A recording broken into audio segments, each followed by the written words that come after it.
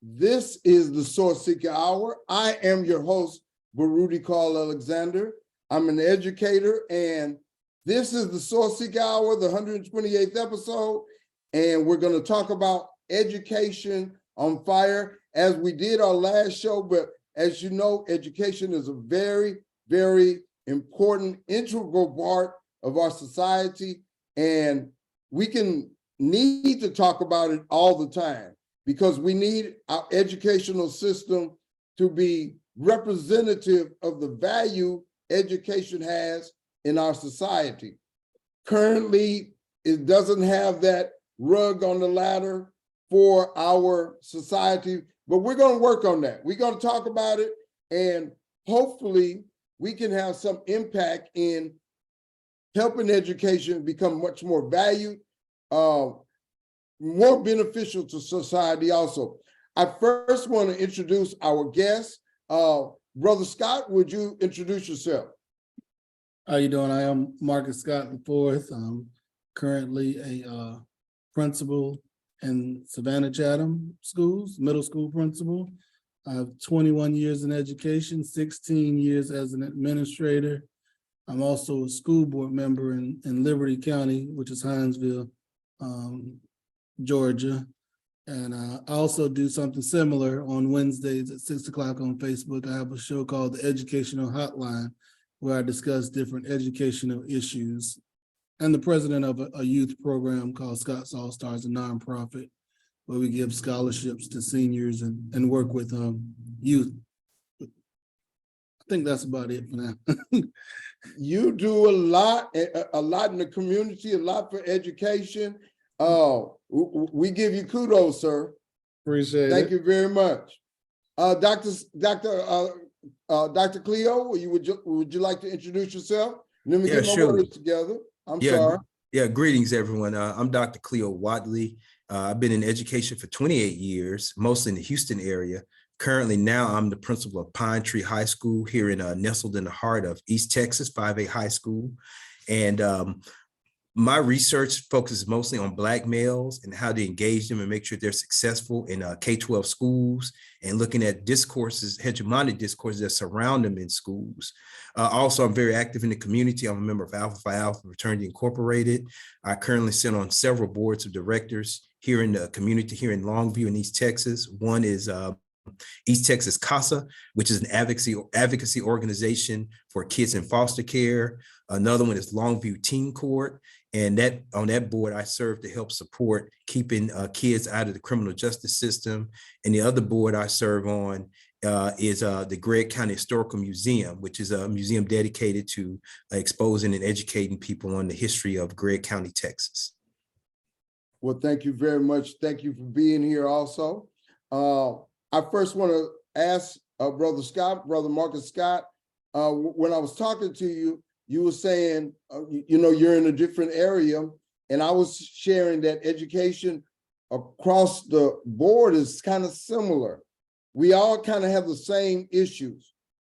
It's hard for us to get the children to behave. It's hard for us to find the necessary resources to be able to help them, as well as we are underpaid and over paperwork.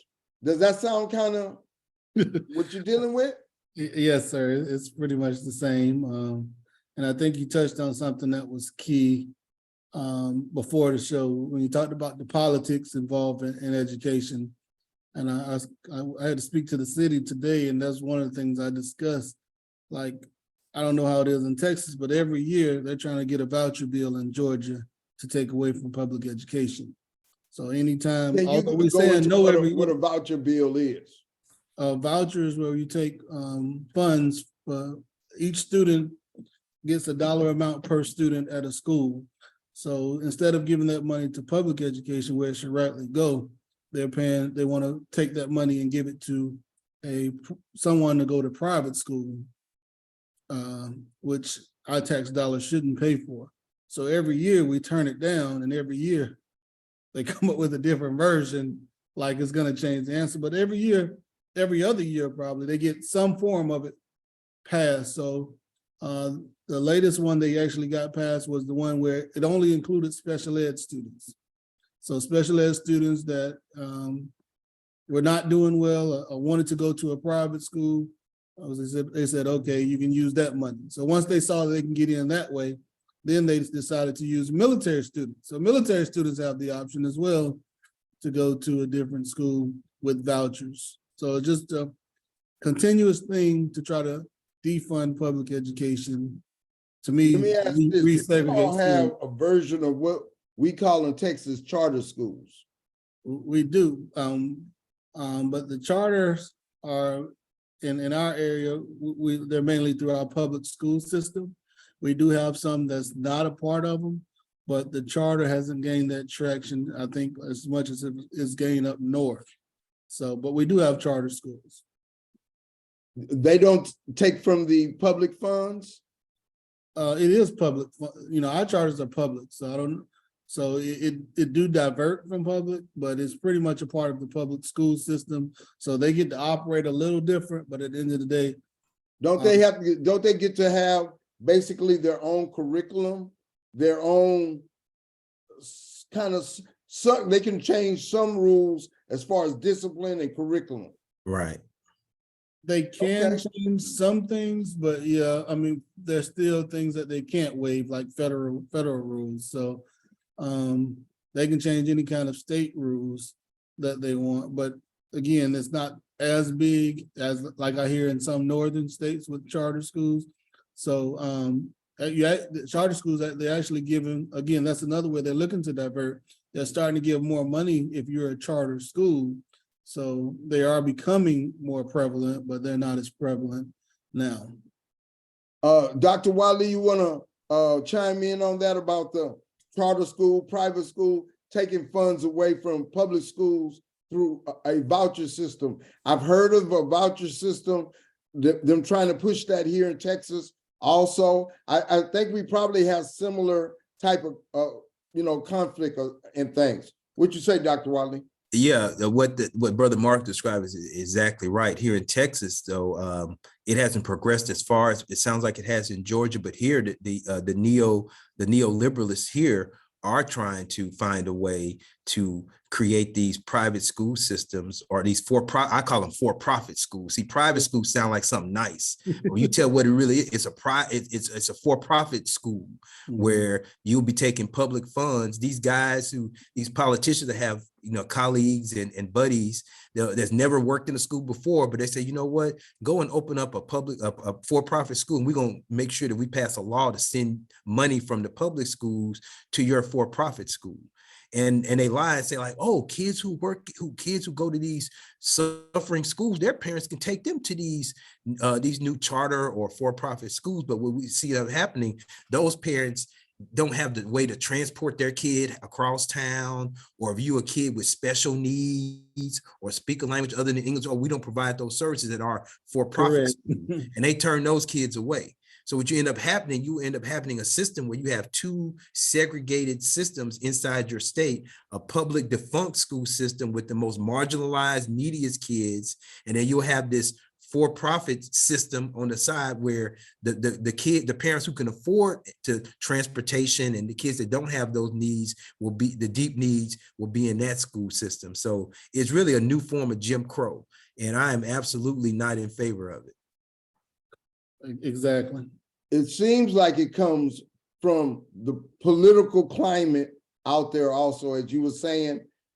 Students get marginalized, basically what they call at-risk students. And then you have these, let me say, Montessori or for-profit students over here. And so it still has a way of segregating, as well as isolating, as well as making sure certain students are kept out of the best situations. But also, I tell my students, you can make it wherever you are, and you can, but a lot of them have so many different things in their environment that they got to go up against. And a lot of times those factors are so difficult to overcome. But go back to the politics. How best can we have the best system for kids, even in this political environment?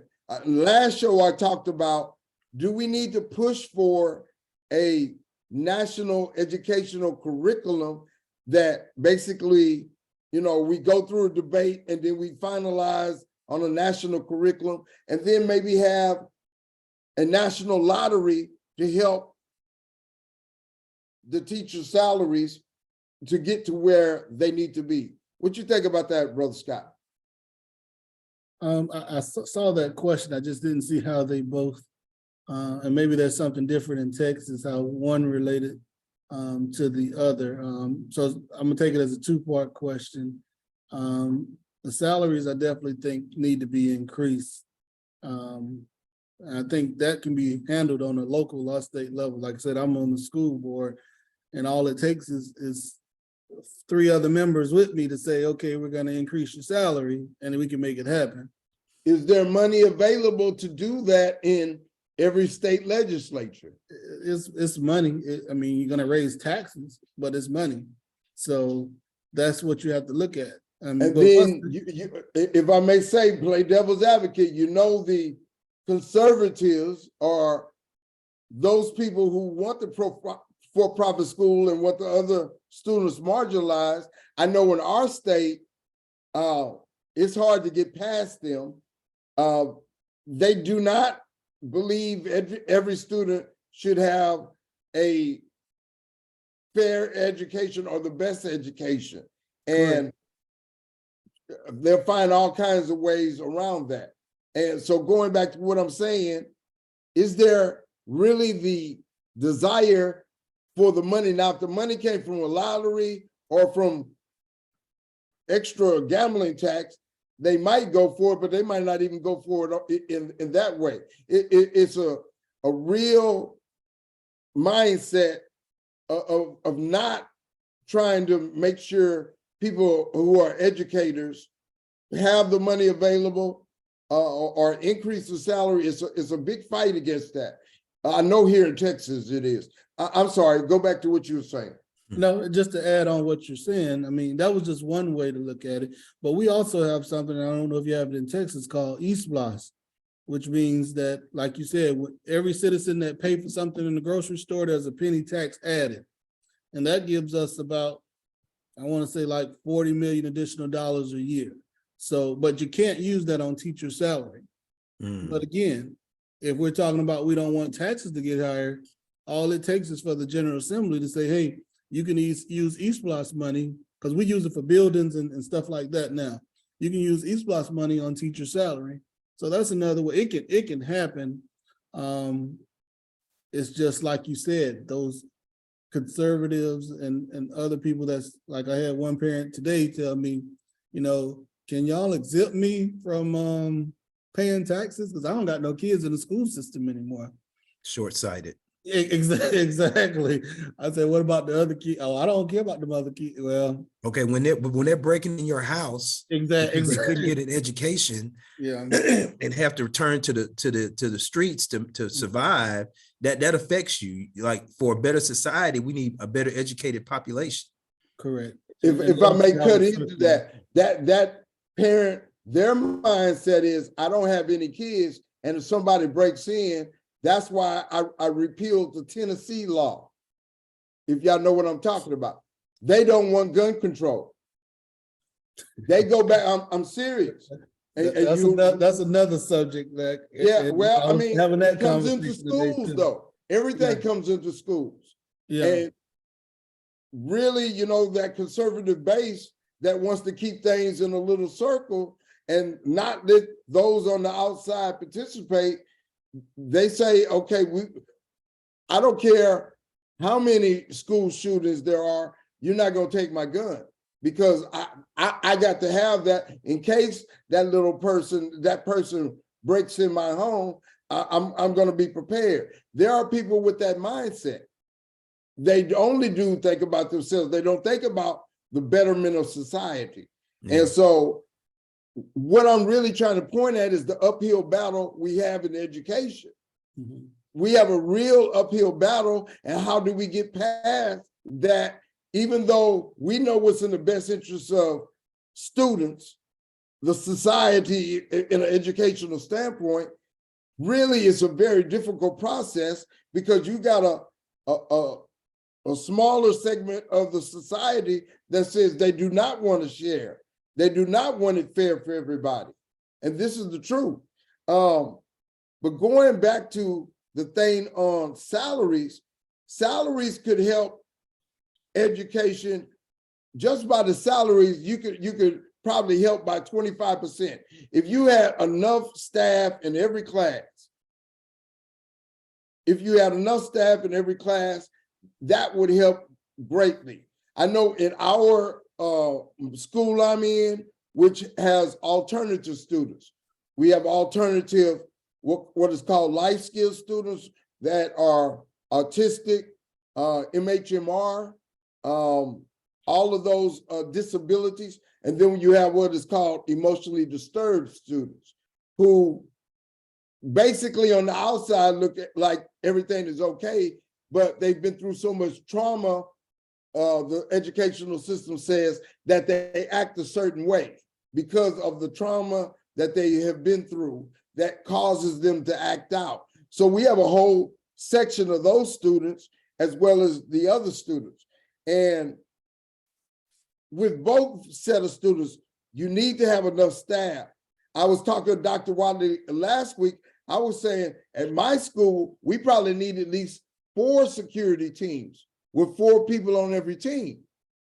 And I mean, of course, these staff members would have training in love and logic and all the other necessary things to be able to assist those students in crisis.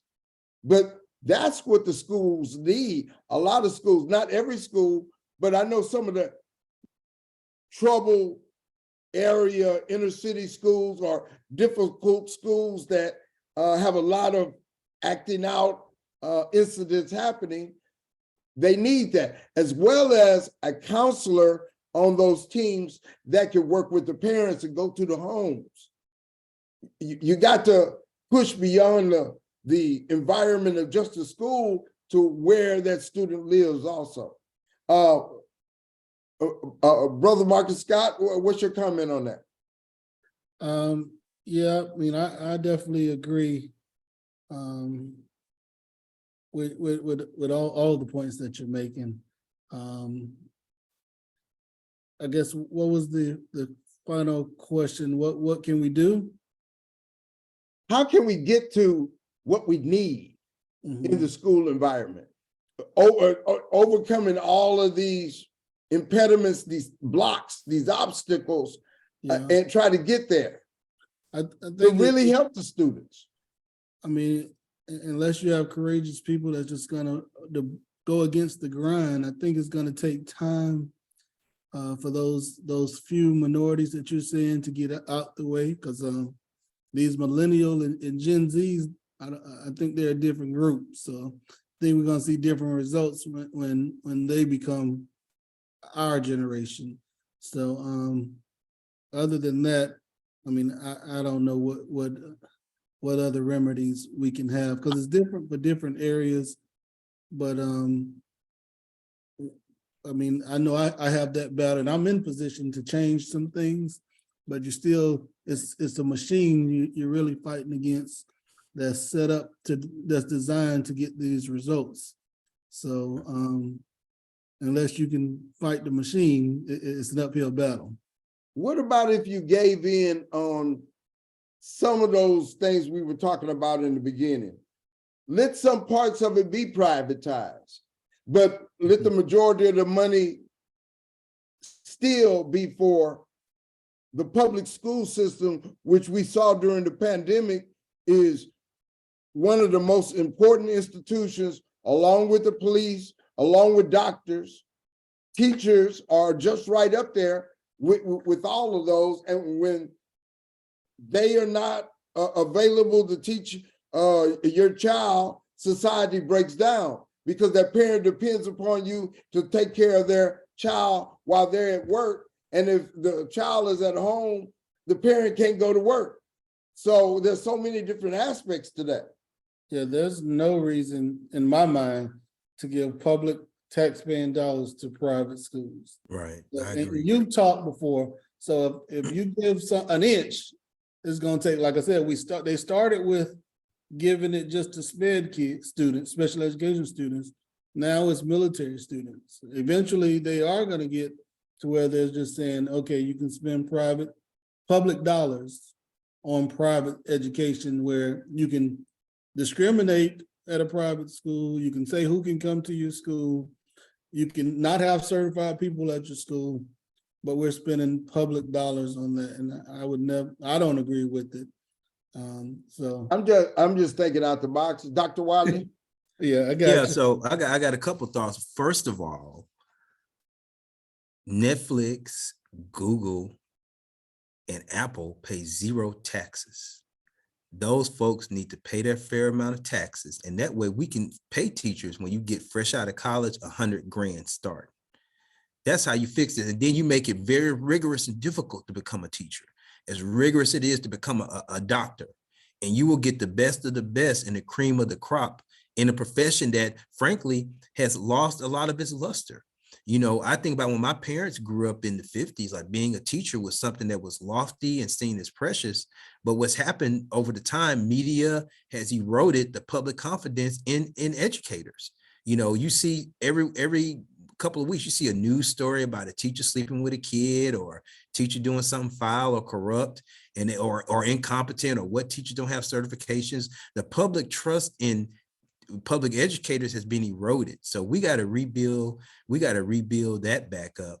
And I promise you, once you do that and get the best of the best and fund those people the way they need to be funded and support them the way they need to be supported, it'll change the direction of education inside of this country. Because you're right, it's up there with lawyers, doctors, police officers, all that. Like it's the most, I would say, the most valuable education in American society. I think it's the bedrock of our democracy. It keeps the integrity of our democracy whole, because the ideas and values of this democracy are transmitted through our public schools. That is the only single place where it's a unified transmission of our democratic values and beliefs, is through our public schools. This is, I have a difference of opinion a little bit. Well, I like that you do that. Yeah.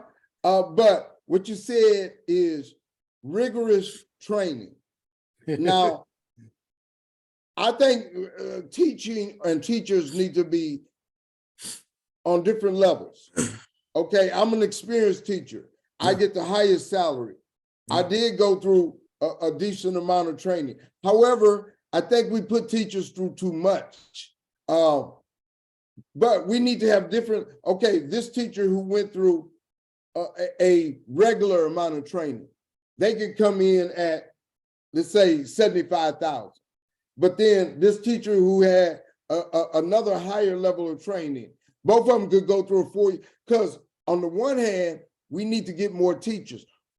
And it doesn't take a super scientist to be able to have a rapport and build a rapport and a relationship that these kids respect.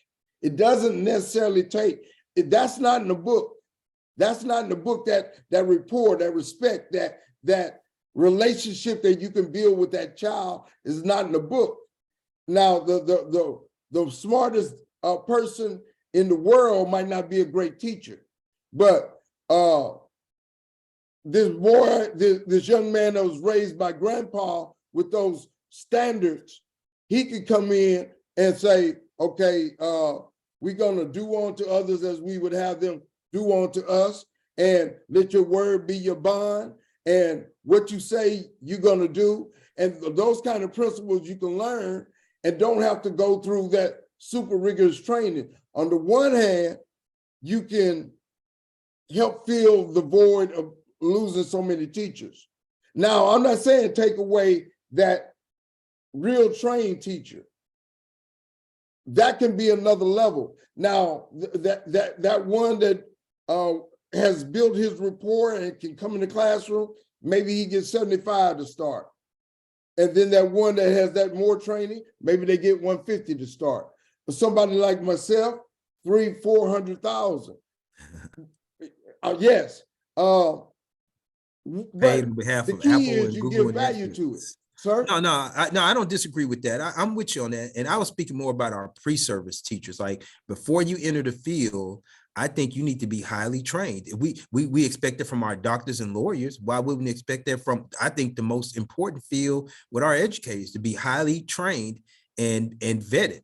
Now, once you get in the field, once you continue to grow and develop, yeah, I don't think you should continue to be bogged down with needless professional development, and I think we got to change how we do PD, like death by PowerPoint. Like as a principal, when I do my professional development training, it's interactive, it's lively. I don't just read from a PowerPoint, because it's funny, we as principals tell our teachers, you need to have engaging, interesting lessons in your class. But then when we do a staff meeting, we do the most boring, less energetic, less engaging presentation that you can think of by just showing a PowerPoint or just talking the whole 45 minutes. So that's what my take is on it. We have to do as we say. And I think with the teacher shortage, we're going to get our wish in a certain way. I don't know how it is in Texas, but in Georgia, we're severely short of teachers. So, people are not graduating school anymore to go teach. Right. We're having the same thing here. And we're putting people in the classroom that aren't well trained. Like right now, we're putting people that just, hey, if you just have a blood pressure, come on in the classroom. We just need a body in there. That's not doing our kids service justice, y'all. It's really not. So on two ends, the governor in the last 2 years, I think we've gotten $7,000 raise. But it's going to have to be significantly more, like you said, if you want to attract highly qualified teachers. But also, like Dr. Cleo said, we're getting teachers that they no longer have to be certified to be a teacher.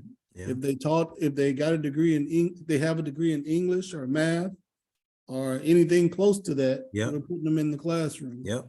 And that's where he said that training has to come, because although you know your math and you know your English, you don't know pedagogy. You don't know the pedagogy, and it's an art to teaching that they must know. So, like I said, the veterans, I do think, like I agree with you, Mr. Alexander, that they need to be tiered as far as veteran teachers and new teachers. But I do see a wave to where, I don't know if it's going to get to that 300,000 that we're looking for, but I do see a wave. I think it has to. It's going to, in my opinion, I think it has to. Mm-hmm.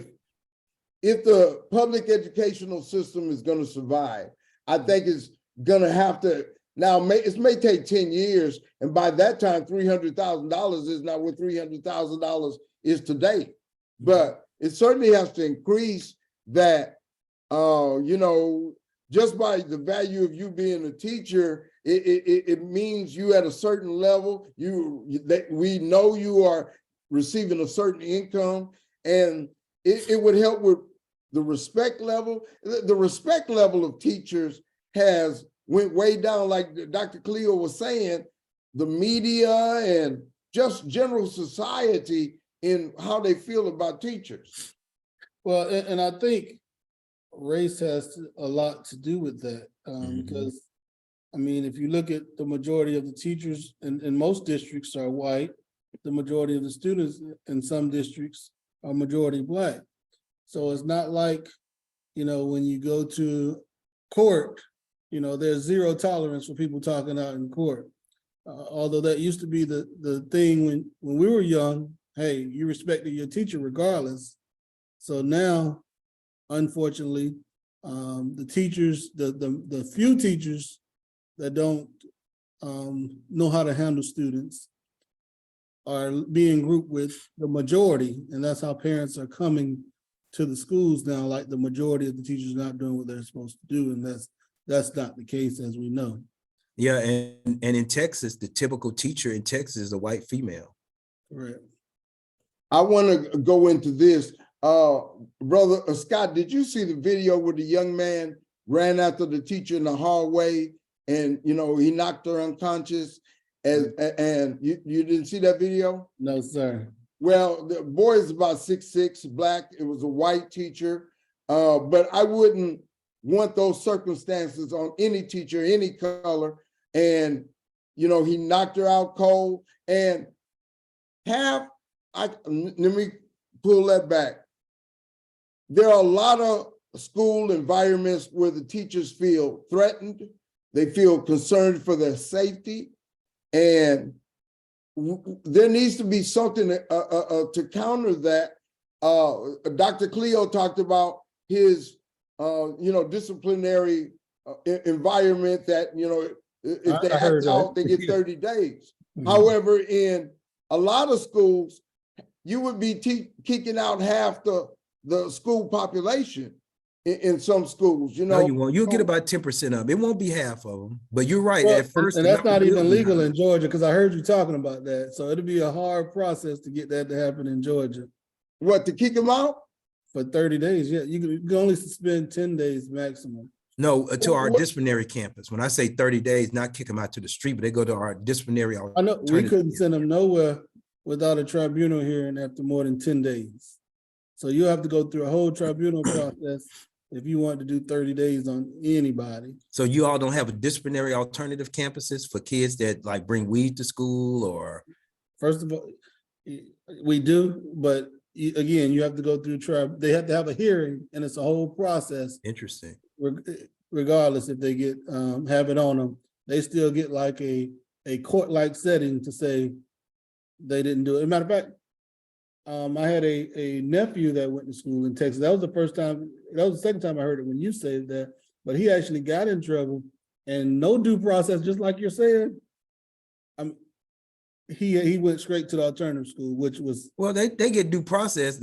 I'm the due process. They get to tell that story to me, and I say I found the weed on you, so you go into the DA, the disciplinary. So how does that work with SPAN kids? Because that's federal law that they can't be suspended more than 10 days. So it's not suspended. It's not suspended. Suspended is without educational services. Let me tell you, removing them from the educational environment without an IEP meeting. So how do you do that? No, we still do. If you're special ed, we still do an IEP meeting to determine whether or not your behavior was affected by did your disability cause your behavior. So for example, like something like marijuana, if you bring marijuana on campus, or you do assault with a bodily injury, we see if that's part of it's called manifest determination. Yeah, correct. We answer those questions. Did your disability cause you to bring weed to school? No.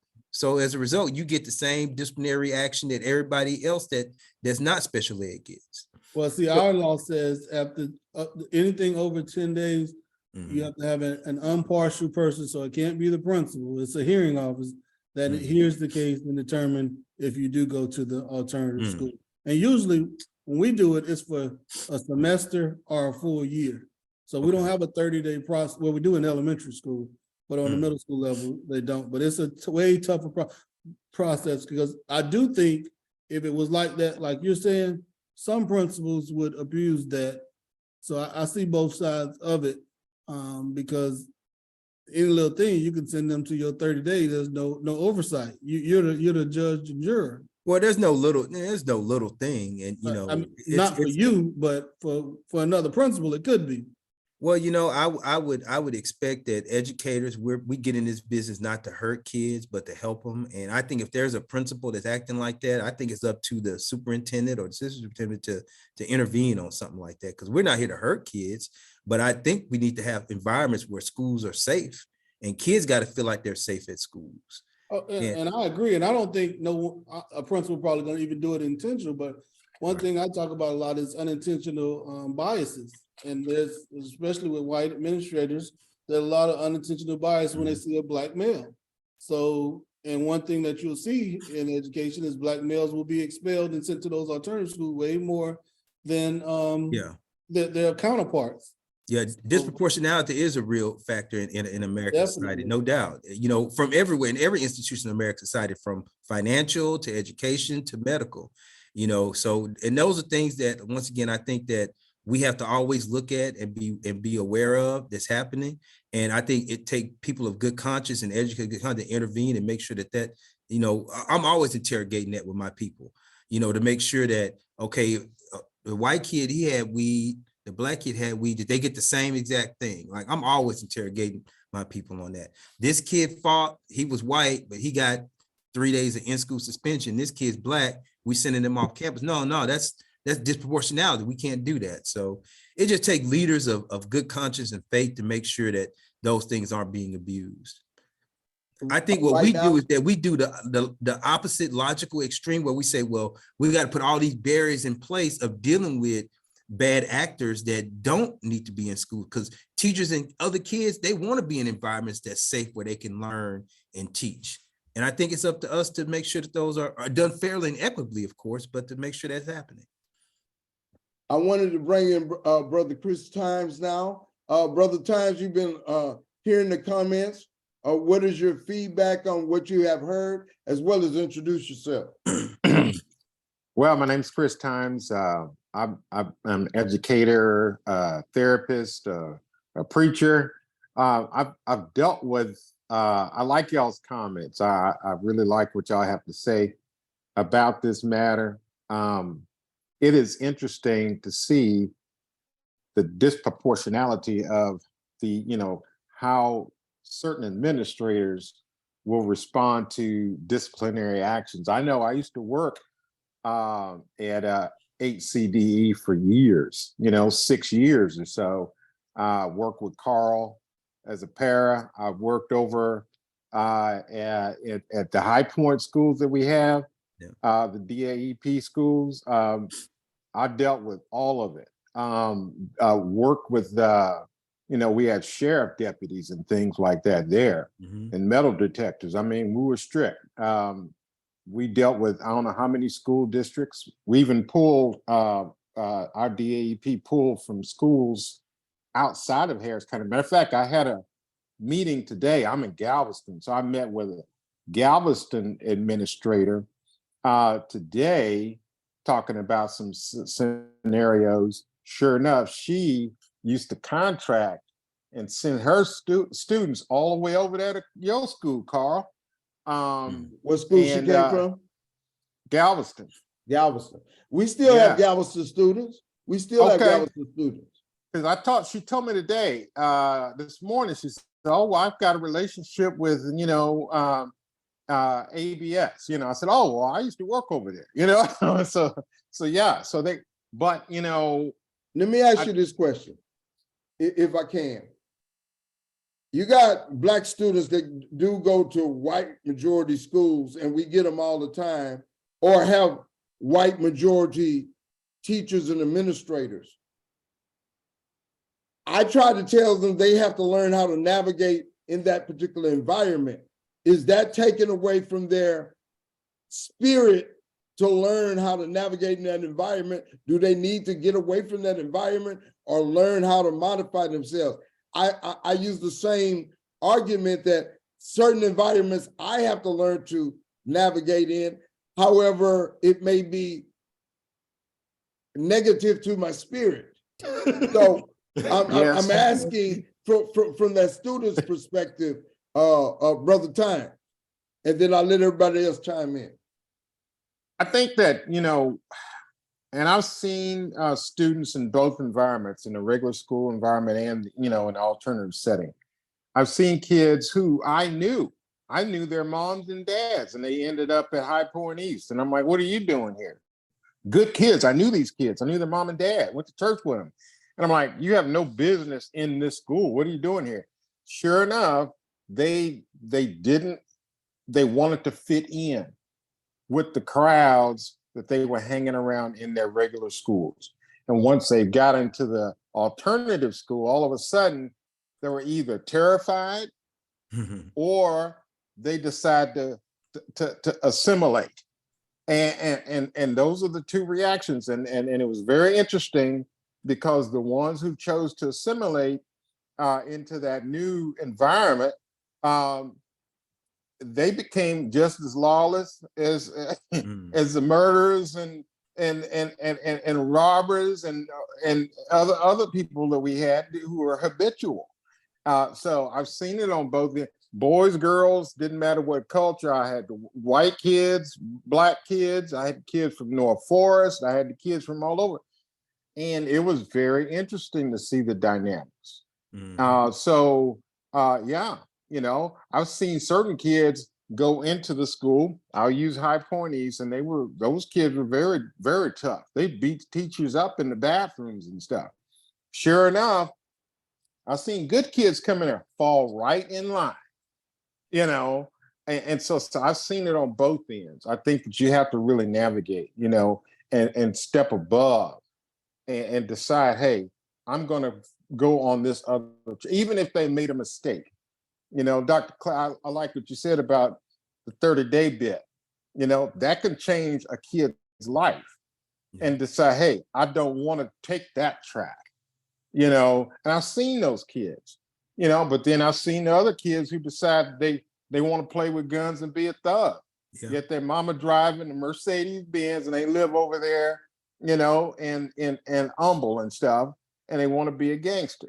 So, you know, it's not the neighborhood, you know, it's not the school per se.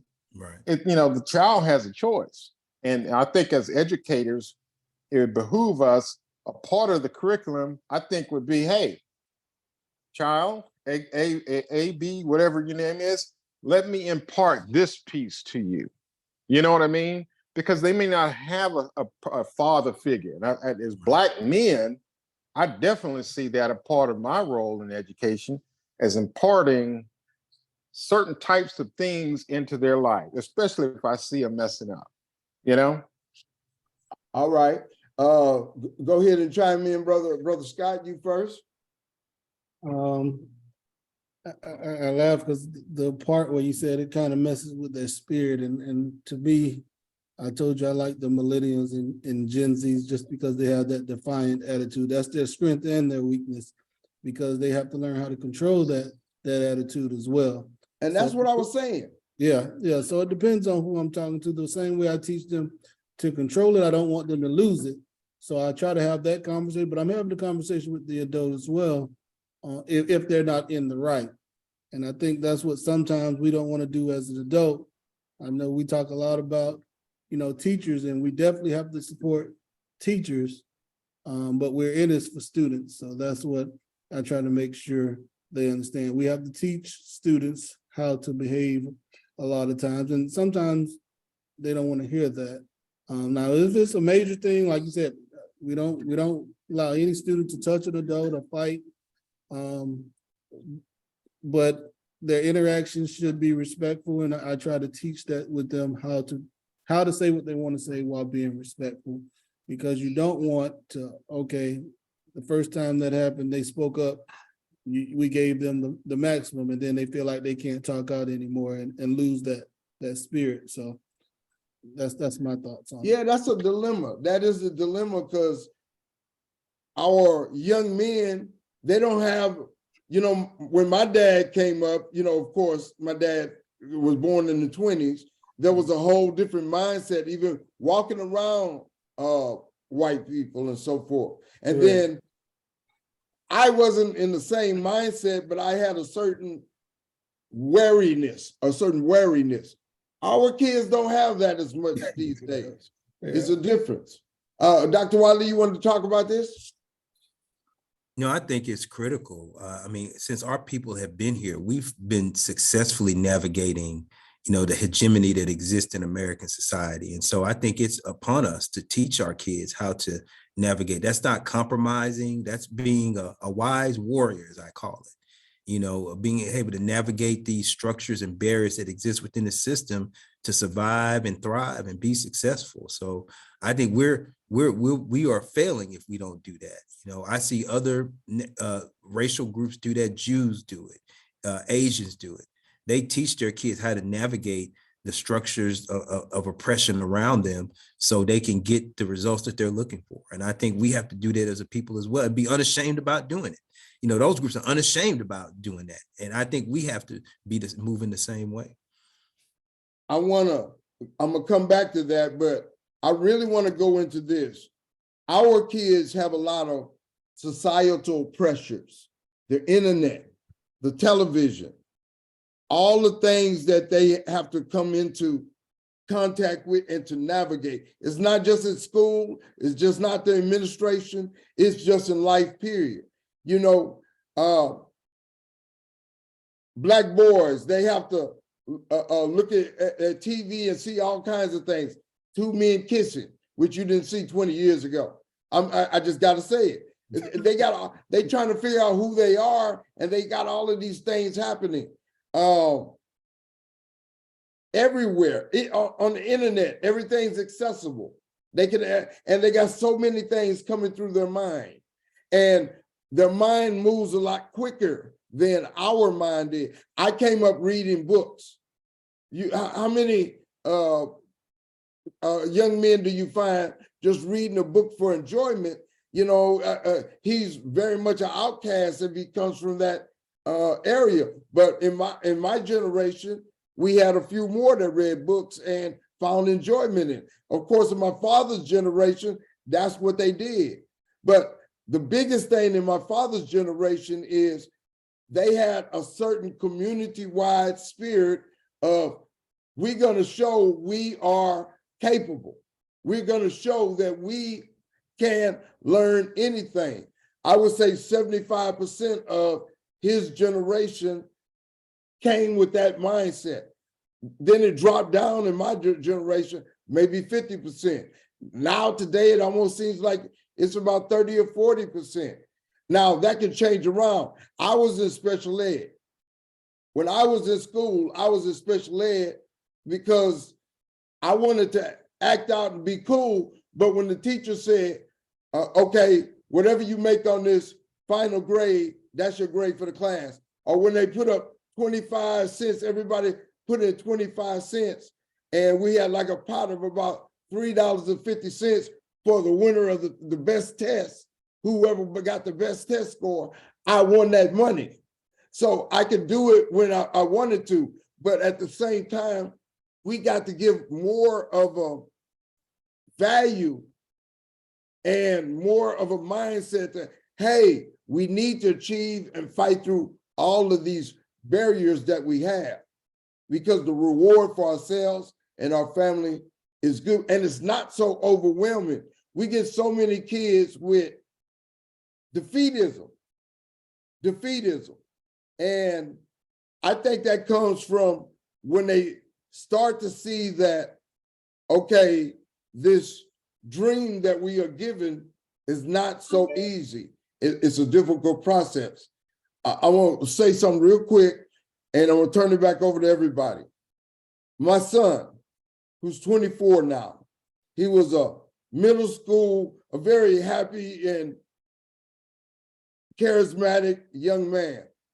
He went to middle school, he was an athlete, played basketball, ran track.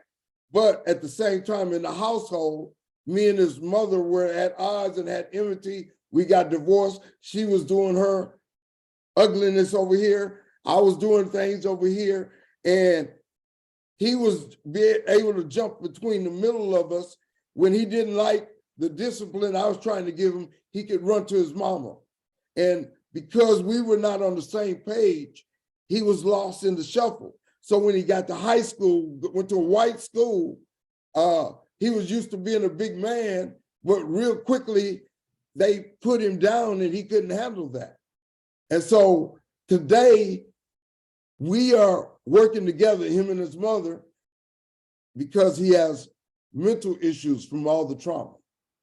And we pray and we hope and we try to do everything to work together to bring him back to who he is and the best part of himself. And I turn it back over to Brother Tynes. You want to comment? You're on mute. You're on mute. Oh, yes. Hi. Yeah, environment matters. And I'm glad you brought that up, Baruti, about the home environment too. That's a piece that I don't know that, systematically education has really addressed appropriately. And I think a big piece of it is financial, having been given the tools. I know with me, I've been licensed counselor, and not in Texas, but in Virginia. I had a difficult time there getting into that school system as a counselor. I know at one point they would allow licensed professional counselors to serve as school counselors. And then all of a sudden around 2016, they eliminated that aspect of it. And I took a big step back. There's a lot of people wanted to hire me, administrators, but the problem was the school system, the administration policy, the change really didn't allow it. And I know that I was trained to address certain mental health issues, not as a school psychologist, but as a licensed professional counselor. And with that regard, I was able to do a lot of things that, say, an LSSP isn't trained to do. And so that's a problem. I talked to that administrator I mentioned earlier in Galveston. She's an LSSP. So we had a nice dialogue about this today. She's over the special ed division in Galveston. So it's an issue. We talked about lack of resources. And there is a lack. I think there's some pieces there that need to be added. I personally believe that every school needs to have a licensed professional counselor or an LCSW on staff, just like a nurse. And the reason why is to address these mental health issues where, regular educators aren't really qualified to do. I have, my license in Virginia and my training is in medical diagnoses, so I'm trained in how to diagnose, how to admit people into the hospital, how to do all those things. So, I think that piece is necessary. But what do we see in schools? Let's hire cops. Let's introduce law enforcement, right? And all of a sudden, you have another type of system going on. Why not hire therapists? Therapists, by the way, make 60, 70,000 in industry as a public, professional, no more than a teacher. So it just, to me, I don't know if there's just a lack of the insight or whatever the case may be, but there are lots of issues that can be addressed. Like, say, I could go into a situation where I meet with, you, Dr. Cleo, and hey, I got this student, his name's Fred Flintstone, and Fred's got some problems I suspect that's going on at home. Times, could you drive over to the house during the school day and check it out? Well, see, as a licensed professional counselor, I'd be able to jump in my car and drive over to that house and do a home visit, right? I could assess the environment. I could talk to the parents. I could do a lot of things that is really not possible within the regular school system and the way things are set up now. I think we need that type of element to address mental health issues with our kids. Okay. Dr. Cleo. Dr. Cleo, okay. Yes, sir. Yes, sir. Yeah, I was trying to unmute. According to my research, the number one indicator of Black male success in K-12 schools is not the teacher, it's not the school environment, it's the family. So we really got to focus on repairing and healing the Black family. We got to reduce the number of single parent households.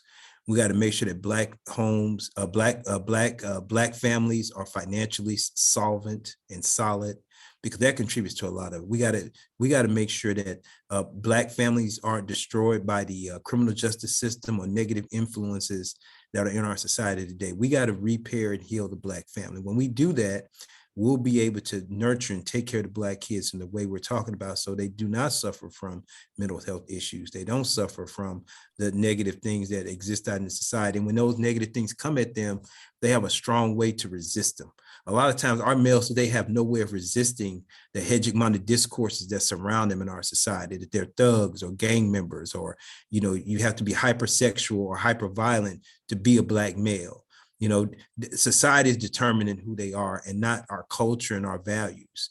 I always scoff when I hear about the idea that Black kids are anti-intellectual. They think that, being smart is acting white, when our history is loaded with a plethora of intellectuals: Marcus Garvey, H.E.B. Du Bois, Malcolm X, Dr. King.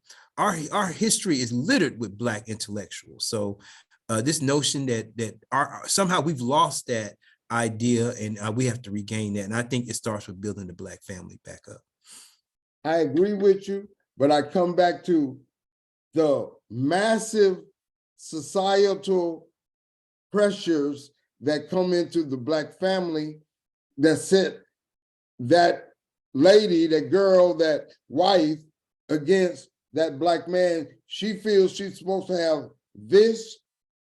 He hasn't provided that. It causes conflict, enmity, and every day on television, you have different things that come into the mind and the home that cause difficulty. And so you have to have a very strong foundation to be able to overcome all these things. The Black man, the Black woman, and the Black child, all of us, we have a great big task to overcome. Brother Scott. Yeah, I agree. However, I think a lot of times we can only focus on what we have control over. So I think the family is something that we can't. That's why I'm big on mentoring programs.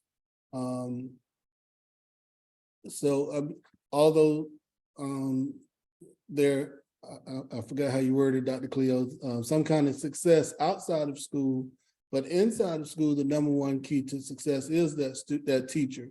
So I think, had your the wrong school has can have a huge effect on a child.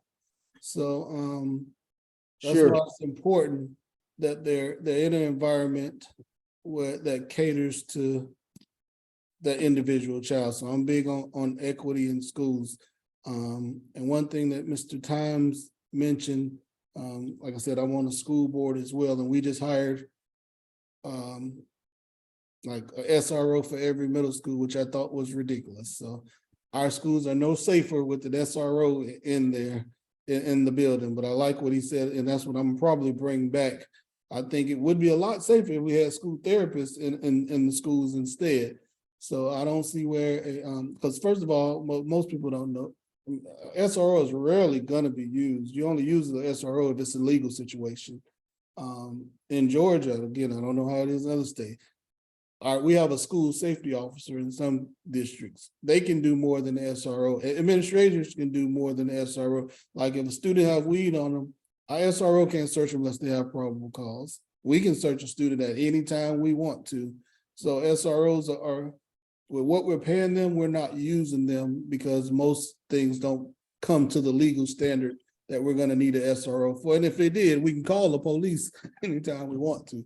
So if we spend that money on therapists, like we said, someone that can talk to these kids and be proactive from the beginning, I think we'll see better. I would feel safer than having an SRO in my building chilling. I come back to what I was talking about earlier, though, with therapeutic security teams that does have people who can come into a conflict situation between students. They can break it up. They can split the students apart, and then they can take them to a therapeutic counselor who's on the team who also can go to the home. We do need to have that factor of somebody to go into the home to be able to talk with that parent, help that parent, encourage that parent. That's a big part of it. And if we can have a therapeutic counselor that can come in with all of the skills necessary to be able to assist them, that would be helpful. Because a big part of the schools today have mental health issues. We have to acknowledge that. And it comes from the hard challenges of society. Because if daddy and mama are not in good shape, it's hard for that child to overcome that. It's hard for that child to overcome that. There are cases, and we encourage those students to move forward, but it's a difficult process. We are at the end of our program, and I just want to thank everybody, as well as share. Let's make a final comment in detail, whatever you want to say. How can we help education in the next 5 years, then in the next 10 years? I submit to you a very important part that will take care of a lot of it is a great increase in teacher salaries, a great increase in teacher salaries. With that therapeutic security team is a big thing, I think, also that can change the nature. So let's go into our final detailed comments. Brother Time. You're on mute. Yes, I agree. I like what we're talking about. It's I think for too long, our educational systems have been used to funnel kids into the prison system.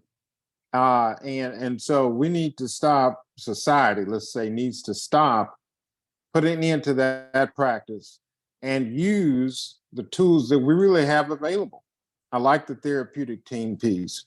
You know, when in mental health, in any hospital that I've worked with, any clinic that I worked at, no one person ever solved a problem. It was always a therapeutic team. And the team would come together and they would staff a situation, and then they would work on, a treatment plan. How are we going to solve this issue for this particular scenario for this particular person? And so that might be the best way to handle, how do we mentor kids? How do we stop treating kids like criminals, even though they may act like criminals? There's a root there. I used to teach anger management every Friday, at 12 o'clock in the clinic that I used to work at with the Harris County Mental Health. And it worked wonders. It worked wonders because I taught adults basically how not to be angry, how not to slice and dice their mates up with bottles or whatever they got into. And, it actually helped a lot of people. So, things like innovative programming like that for our kids, I think that might, even if it's an after school piece, I think would be far better than, even sending them to a DAEP, you're going to have to go to Dr. Cleo. You might say, well, Johnny, you're going to have to go to anger management. And if that don't work, then send them to DAEP for 30 days. But in our DAEP program, we have all those kind of social services and therapeutic programs at our schools. It's not just a jail. We actually educate them and love them. That's awesome. That's awesome. Wonderful. Would you like to share how people can get in touch with you, Brother Times? Yes. You can look me up on Facebook or Instagram, Chris Times. You can also email me at christimesma@gmail.com. I'm also on Google also. Yeah. All right. Well, thank you, Brother Times. I appreciate it. We're going to continue this conversation as we go forward. Brother Scott? I enjoyed the conversation. Thanks for the invite. I pretty much agree with all sentiments that I think people just have to be intentional about education. Or Brother Malcolm said, it's the ballot of the bullets. So I think we're back to that point. We can't take politics out of education, so we have to get to the polls and vote for what we want, because it's not hard to fund education properly where teachers are paid a good wage. And I don't think the majority of the people would have a problem with that. It's just that we're not mandating that as a society. So I think once we do that, I think we'll see some changes. And I think COVID was the wake-up call, but because I did see during COVID, a lot of people, even teachers that's been teaching for 30 years, they wouldn't have touched technology until COVID happened. But we were so quick to go back to the way things were. And I think the purpose of that was so we can be innovative and go on to the next thing. So I think we missed the boat on that in education. And all of a sudden, we saw that I don't know how it was in Texas, but we got a bunch of, every other week, we were getting bonuses out of nowhere. There was a lot of money available, and then they gave our districts a lot of money that they're still spending right now. So that showed, I think we got 30 million for COVID in one district. And then the district I work in, which is a bigger district, we almost got $1 billion. So there's money, that money wasn't just sitting around. So there's money for things that we want to prioritize. So we just have to rise up and make sure it happens. And you can reach me, like I said, I have the educational hotline on Wednesdays on Facebook, Marcus Scott IV, or I have a page called the Educational Hotline, WGML 990 Facebook page as well.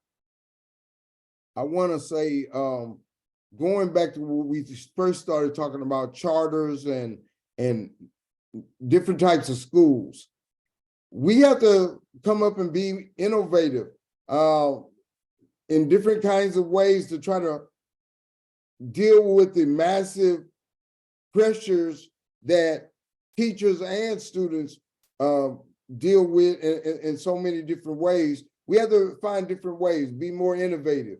Even if it's internet-based teaching where the student, they come to school for maybe an hour, then they go home and do an assignment, then they come back to school with their assignment that they did on the internet. It's different things. We do know that they are very much involved in the internet. Most 90% of students are. So we can gear some of their work, their academics to that setting and kind of mesh them together. But we do have to remember that the COVID time showed us that physical interaction in school is much more beneficial mentally to the child for the most part. So, but we have to find different ways. Dr. Cleo, finish us up. Yes, sir. Appreciate the honor. And once again, it's great to be on talking and having this discourse amongst fellow intellectuals and Black educators. I just come to say a couple things. One is that I want our Black kids in our schools to flourish. And in order to do that, they have to be academically successful, be involved in extracurricular activities, see bright futures for themselves, and have to be valued by their school communities. The work that schools have to do is be able to create environments that foster those kids to flourish. And those environments have to be safe, not only physically safe, but psychologically safe, where kids can do that, where kids and teachers can do their best work. And I think it's incumbent upon administrators and school leaders to make sure that those things happen. Our society, politicians, and corporate America has to get behind public schools and make sure they're funded properly. There's no reason why Netflix, Google, and Apple should be paying zero amount of dollars in taxes every year, and we still can't figure out how to pay teachers at least $100,000 every year. Absolutely ridiculous. So those kind of things have to be addressed. And also we have to start being intentional about repairing and healing the Black family. Once we have solid Black families and we have less single parent households, we'll see a transformation in our society of there and forthwith. So thank you all for letting me share my thoughts tonight.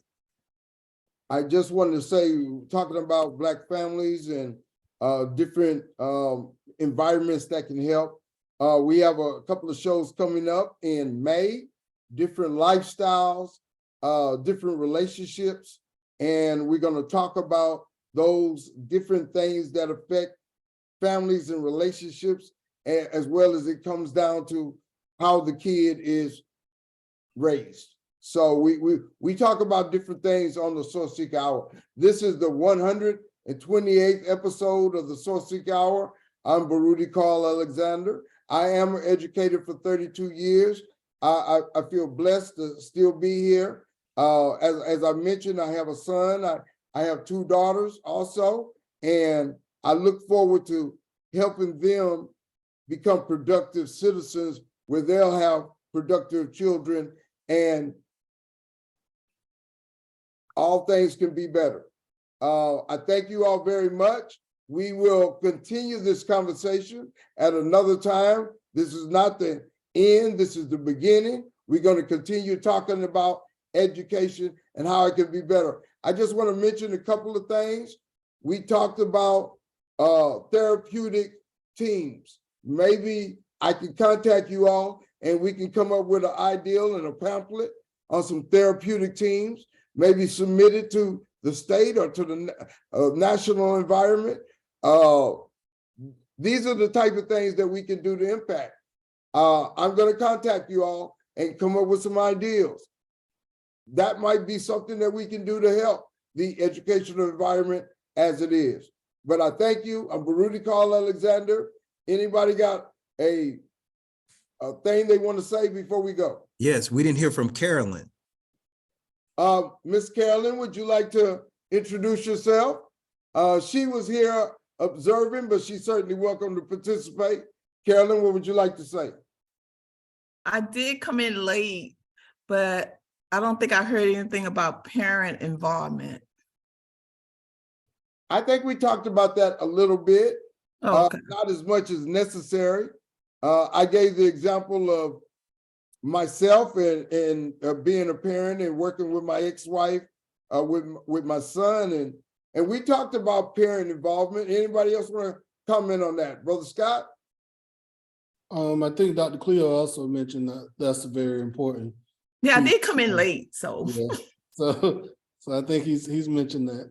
Yeah, I just talked about that. According to my research, the #1 indicator of success in particularly Black males, was the family. If the family insisted on the kid doing well in school and supported them in school and encouraged them when things didn't go well, those kids did well. The next factor was a strong, healthy teacher. And the third factor was a strong school culture. And I think we can make all 3 of those happen in every school in America. Yeah, Okay. I mean, because I have a daughter and I was always at school. So I know how important that is because she ended up being a valedictorian. So I'm more for trying to get the parents more involved than anything else. That is a very important factor. But I also mentioned the difficulties that we have in society that go down to the parent. You have so many factors that try to impact the parent's mind, the child's mind, and sometimes daddy and mama are going through stress and that affects the child. Yeah, And we still got to find a way to help them. Yeah. Even though their parent may be an alcoholic, their mama might be on crack, but they still at school and we still got to try to find a way to help them. And I don't discount those 2 parents just because one of them is alcoholic and one of them is on crack. I still feel that they care about their child and they would like for their child to succeed. So I come at it from that perspective. Dr. Cleo, what's your comment on that? Yeah, no doubt. That's what I kind of talked about earlier is that, we got to heal the Black family because there's a lot of societal ills that attack the Black family, from drugs, the criminal justice system, and, there's a pathology of negativity between Black males and Black females in our society, and we got to cure and heal that. There's discourses that, we hear. We're the only group here to talk about our female or our male counterparts in such negative ways, and other races don't do that. Black males are lazy, or they just want to have sex, and then we talk Black women just want your money. Like we were terrible to each other. So we got to heal that as a race of people. And once we do that, I think we can make beautiful Black families and save this world. I agree with that. Okay. I also recognize that somebody intentionally helped set that up in our cycle, in our generation. And, you know, you go back through history, and we have to recognize that and be honest about that. Somebody intentionally set us against one another. And we recognize that, then we can know a way to, some ways to try to overcome that and be honest about it, be open about it, and do more to try to work together and find common ground. Amen. That's Okay, my yeah. point on that. Okay, any other comment? Well, we thank you. We thank you. This has been the Sourceseeker Hour, Education on Fire. We think we have some ideas that can help education, and I'm going to propose those, and we're going to keep talking about it. We're going to keep talking about it. Very important to our society. I'm Baruti Carl Alexander. This is our 128th episode. We thank you. Thank you, Brother Marcus Scott IV. Dr. Cleo Wadley, thank you very much. Brother Christopher Times, thank you. And Sister Carolyn, thank you. Blessings, everybody. We'll see you next time.